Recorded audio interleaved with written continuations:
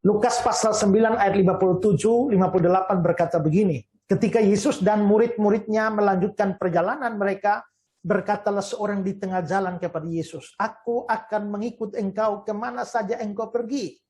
Yesus berkata kepadanya, "Serigala mempunyai liang, burung mempunyai sarang, tetapi anak manusia tidak punya tempat meletakkan kepalanya." Kalau kita melihat kata-kata orang itu bagus sekali. Aku akan mengikuti engkau kemana saja engkau pergi. Dan memang seharusnya seorang pengikut Yesus begitu. Mau ikut Yesus kemana saja Yesus pergi. Ikut Tuhan Yesus. Ya kemana saja ku mengikut dia. Jadi bagus. Tapi ternyata Yesus menjawabnya aneh. Serigala punya liang, burung punya sarang. Anak manusia tidak punya tempat meletakkan kepala. Mengapa Yesus menjawab demikian? Besar kemungkinan karena Yesus tahu motivasi orang itu tidak benar, tidak lurus. Kalau kita membaca di dalam bagian paralelnya di Injil Matius, kita akan melihat bahwa peristiwa ini terjadi. Sebelumnya ada peristiwa lain di mana Yesus menyembuhkan ibu mertua Petrus yang sakit.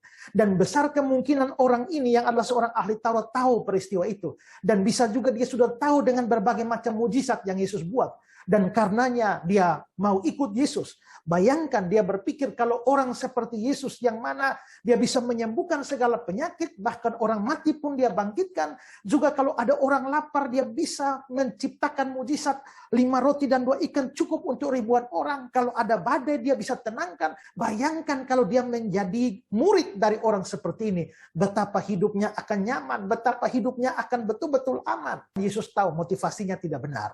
Itulah sebabnya Yesus bilang, serigala punya liang, burung punya sarang. Anak manusia tidak punya tempat meletakkan kepala. Dengan kata lain, sebenarnya serigala dan burung itu masih jauh lebih beruntung dari aku. Karena aku orang miskin, aku tidak punya apa-apa. Atau juga dikatakan bahwa serigala dan burung itu jauh lebih aman karena mereka mempunyai tempat berteduh. Tapi aku tidak punya. Lalu apa yang mau kau harapkan dari aku?